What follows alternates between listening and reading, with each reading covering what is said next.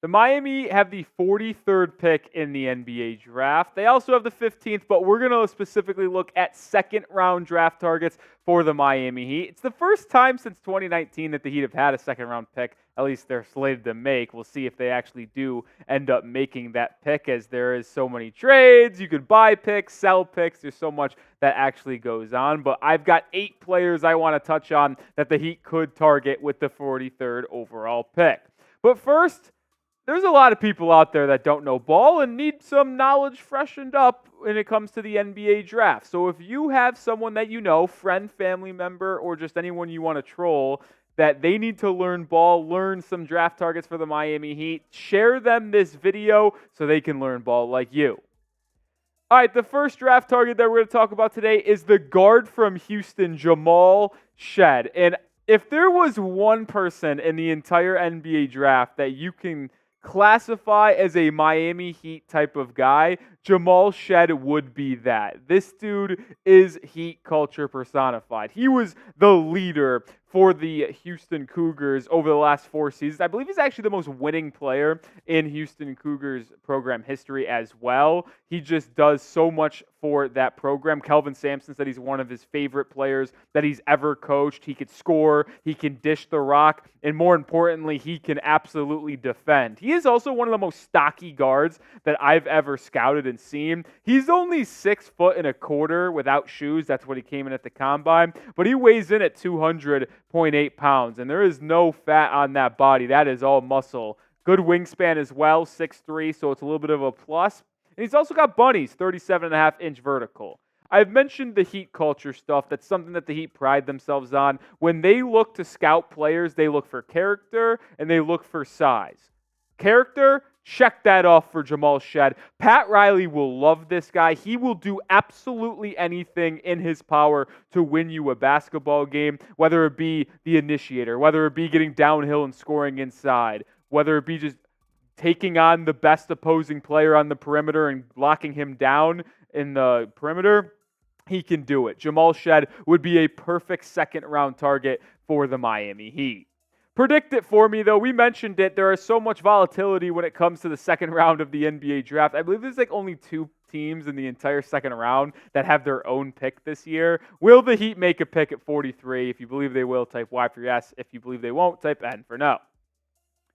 Someone that we have talked about on the channel before, Harrison Ingram, the forward from North Carolina.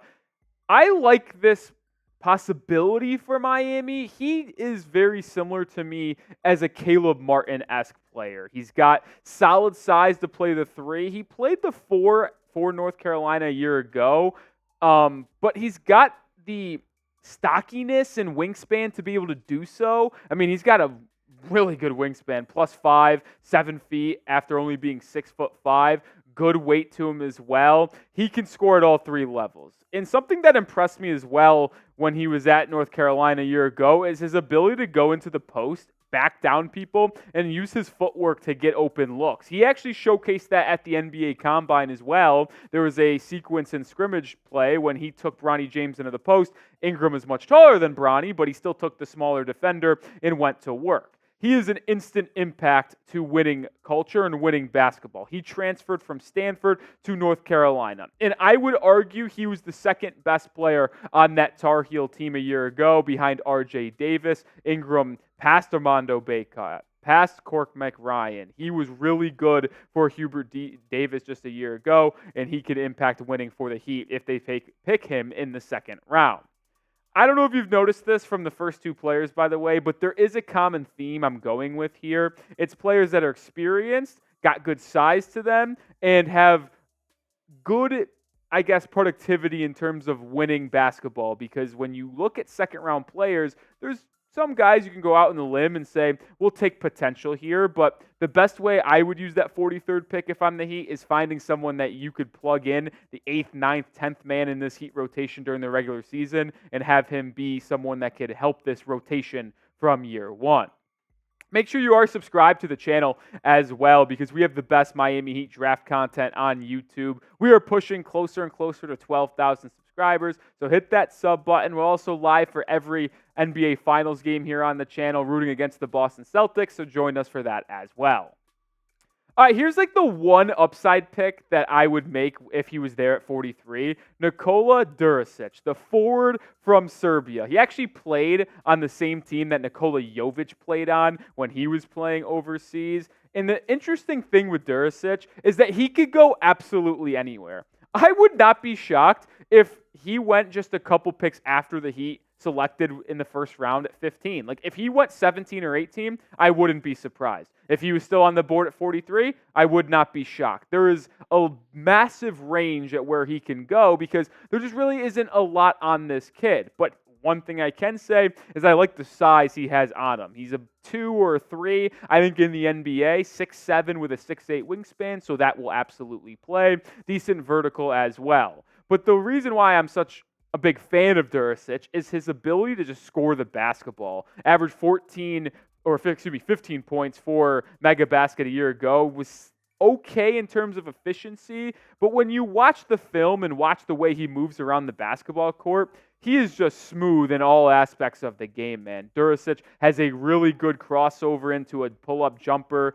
He hesitates well. Float dribble is what I call it, where he can take a nice little dribble, float into either a crossover between the legs, quick blow by you and get to the rim. Also just a natural feel to the game that seems like a lot of these Serbian players have, where they could just natural playmakers. Djurisic has it all. Unclear if he's going to be able to be a defender in the NBA. Like, that's always a question with Djurisic, but I like the offensive flow, and I believe the Heat's developmental staff would be able to get him right.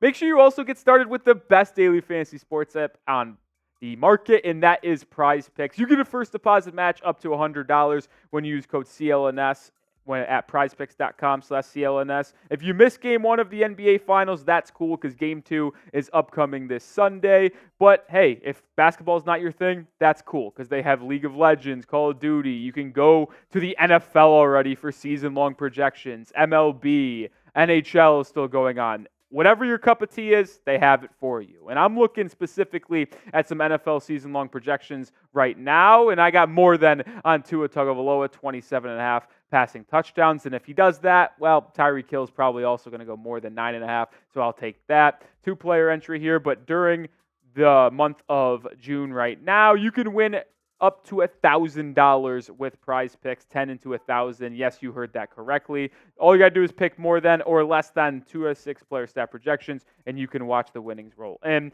download the app today and use code CLNS for a first deposit match up to $100.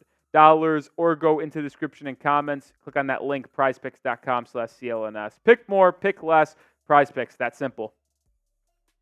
Terrence Shannon Jr., we talked about him a couple videos ago as well as a Heat second-round target because Kevin O'Connor mocked him there in his most recent mock draft. Someone who can play the 2, he can play the 3, he can even play the 1 if absolutely necessary. He's got fantastic size to him at 6'5" 3/4, 6'8" 3/4 wingspan, stocky, 219 pounds. But the reason why he is so intriguing to me is the ability that he has to score the basketball at all 3 levels. Averaged 23 points per game for the Fighting Illini just a season ago and was top 5 in the entire country in free throw attempts. He got downhill whenever he wanted to, and he put pressure on opponents to either foul him or try to stop him. And I tell you what, there wasn't much of the latter. Shannon Jr. finishes around the rim at an exceptional rate and was able to get to the line about 7 or 8 times a game as well. He is someone that I would be all in on drafting if his legal matter is all set heading into the NBA draft. We'll see about Terrence Shannon Jr. Ryan Dunn is one of the last people I want to highlight here. He is someone that I've been a fan of, but he is just falling down draft boards. I had him originally as a top 20 guy. He was my 20th ranked prospect. I'm kind of dropping him down close to 30 range, early second round even. It's just the inability for him to give you anything on the offensive end that is really scary. But defensively and physically, he is as gifted as it comes.